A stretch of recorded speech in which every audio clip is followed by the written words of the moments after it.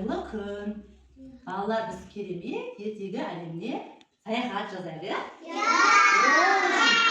Балалар, ол үшін кәні біздің топтағы ертегілерді атап өтейікші кәнекей. Бізде қандай ертегі бар? Саусақ ертегісі бар, иә? Саусақ ертегіміз бар. Сосын қандай ертегі білеміз тағы да?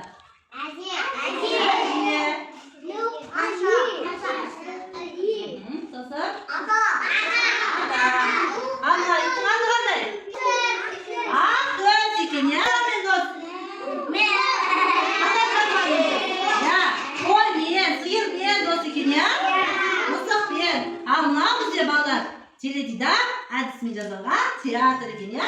Балалардың жаңа да ертегі бар екен. Қандай жазған? Қасқыр. Кәні қасқырдың дыбысын шығарайықшы. Жарайсыздар. Ал мынау қандай жануар? Айғыздар орнымызда тұрып қорбандайықшы. Қорбандаймыз. Қорбан боламыз. Кән айы боламыз. Кәнекей айы боламыз. Жарайсыңдар, отыра қойыңдар. Балалар, бұл біздің тобымыздағы ертегілер екен, иә? Біздің ертегі бар екен. Қайырлашының құйрығы неге айыр, бауырсақ, шиқылақ бар екен, иә? Осы мына жерде 3 талай ертегіміз бар, иә? Сөзді, иә? Балалар, бізде ертегі көп екен, иә?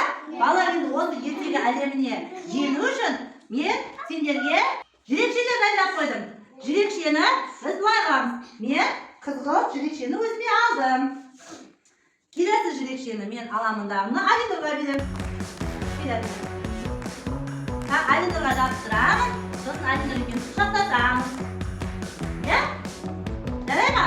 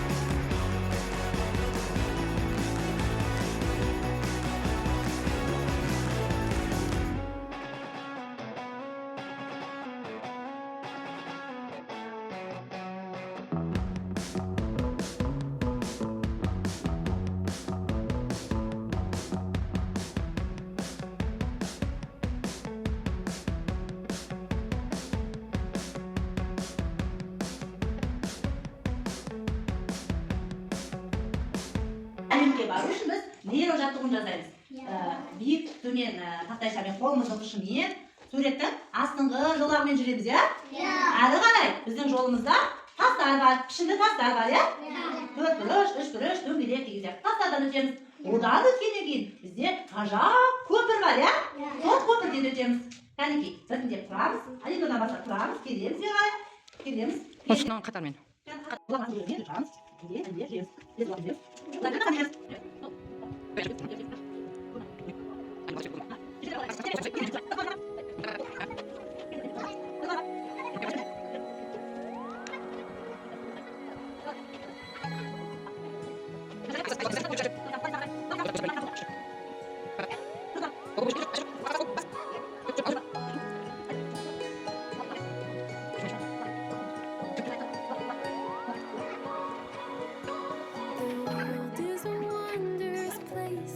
Қандай жерге келдік?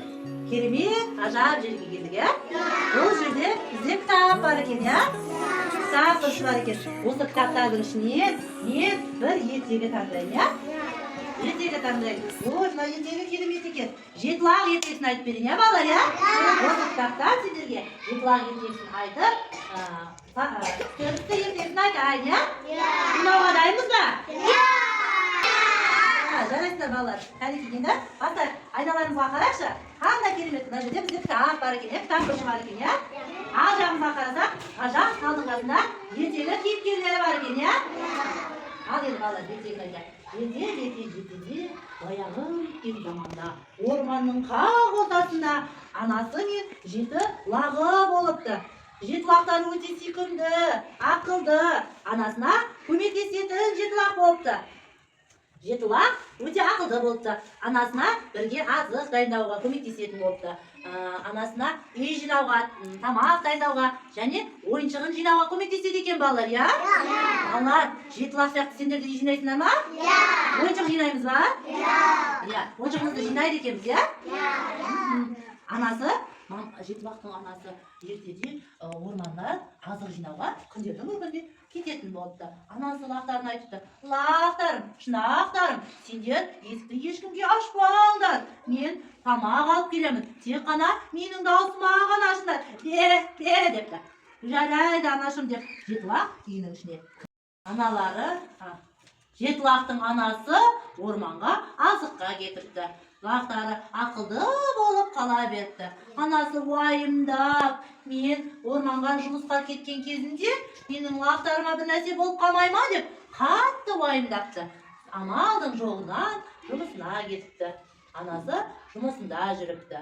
Балалар, сендердің аналарың жұмысқа кеткенде біз қайға барамыз? Балабақшаға. Балабақшамыздың аты қалай аталады? Аққайың деп аталады. Ал біздің тобымыздың аты қалай аталады?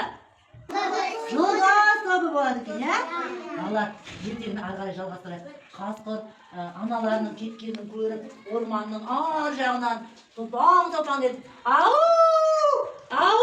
деп келе жатыр екен. Қасқыр жетілақтың үйін көріп, анасының жұмысқа кететінін біліп, қасқыр үйге кетті. Дүк. Лақтар, есікті ашыңдар, мен сендердің аналарыңмын депті.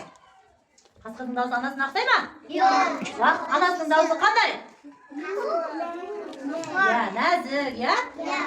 Ал балалар, қазір жетілақтың дауысын шығарайықшы. Қасқырға не дейміз? Жоқ, сен менің анам емессің. Иә, жаңа айтайықшы. Анамыз емес. Орманға кеттім мен. Аюстаға барып даусымды өзгертіп аламын деп қасқыр Аюстаға орманға кетіпті.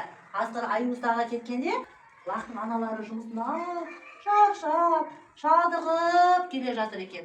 Аналар: бе, лақтарым, шырақтарым, есікті аша қойыңдар боталарым депті. Лақтары анасына жүгіріп барып құшақтай жөнелді. Анашым, сен білесің ба, біз үйде отырған кезімізде зұлым қасқыр келіп біздің есігімізді ұрды.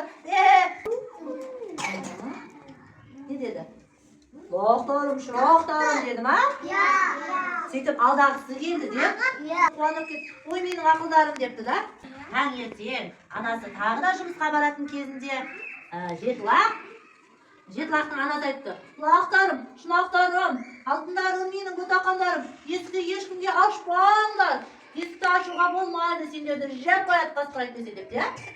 Балалар, біз таныс емес адамға есік ашамыз ба? Жоқ. Ашпаймыз. Анасы орманға: лақтарым, шырақтарым, есікті ешкімге ашпаңдар деп орманға тағы уайыммен кете беріпті. Анасы жұмысқа кетті. Ал жетілақ болса үйінде қала берді. Бір-бірімен ойнапты, аның орнын жинапты. Сөйтіп жүрген кезінде зұлым қасқыр тағы келе жатыр. Орбан кетті. Ау деп келе жатыр. Дүк депті.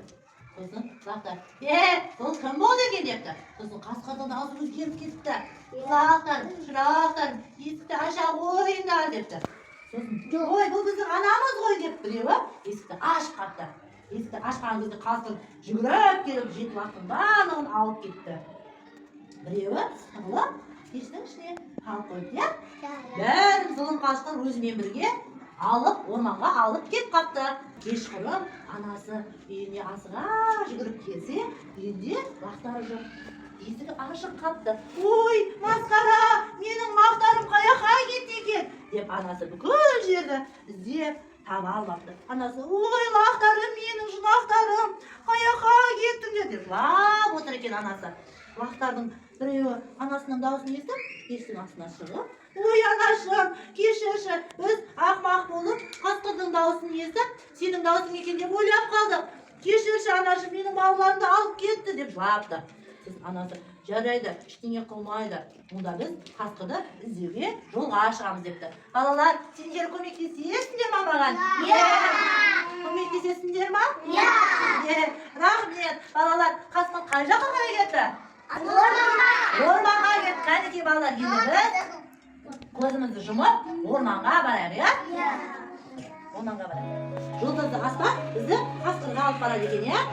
Қанекей жұлдызды аспанға қарайық.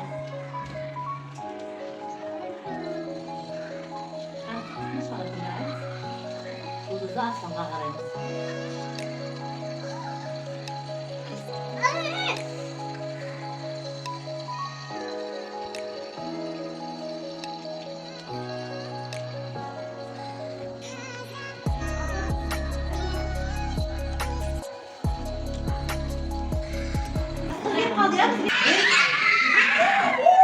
Балалар, қасқыр саламатсыз ба?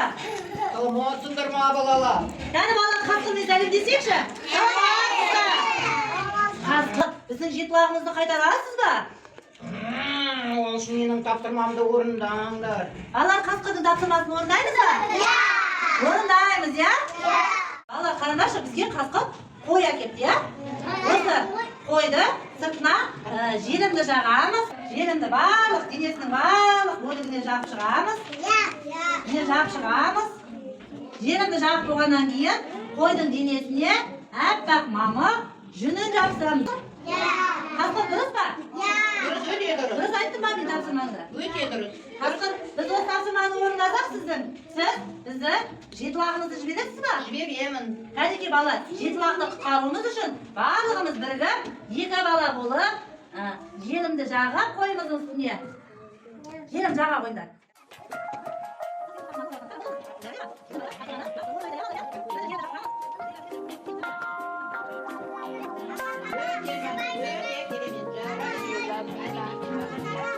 Өте ұнады маған. Жарайсыңдар балалар. Тапсырманы жақсы етіп орындадыңдар. Керемет, бәрі әдемі шықты. Енді мен сендердің жетілақтарыңызды қайтарамын. Мінекей. Рахмет қасқыр. Жетілақтың анасы қуанатын болды. Балалар, сендерге үлкен рахмет. Жарайсыңдар. Жетілағымыз қасқырдан қайтты. Қасқырға рахметімізді айтайықшы. Рахмет. Қасқыр, сау болыңыз. Сау болыңдар балалар. Қараңдаршы, керемет, қасқыр бізге керемет Атамұра атты ертегі тастапты. Керемет, енді біз күнде осы кітаптан әр жұма ертегі оқимыз, жарайды ма?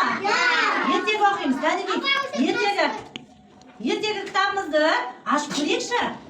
Қандай ертегілер бар екен көрейік, иә? Вау! Ертегі кітабымыздан не ұшып шықты?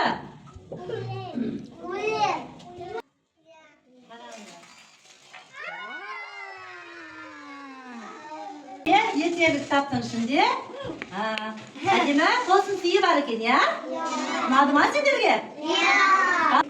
Бүгінгі іс-әрекет сендерге ұнады ма? Қай жері ұнады? Не ұнады сендерге? Не ұнады? Ой ұнады, сосын? Сосын қасқыр. Қасқыр ұнады, сосын? Сосын ешкі. Ешкі ұнады ма? Сосын? Тағы не ұнады? Айнұр, саған не ұнады? Біз аспаннан не көрдік? Не көрдік аспаннан? Жұлдыз. Жұлдыз көрдік, иә? Керемет, жарайсыңдар. Балалар, енді біз осымен іс-әрекетімізді аяқтаймыз. Рахмет! Жарайсыңдар балалар.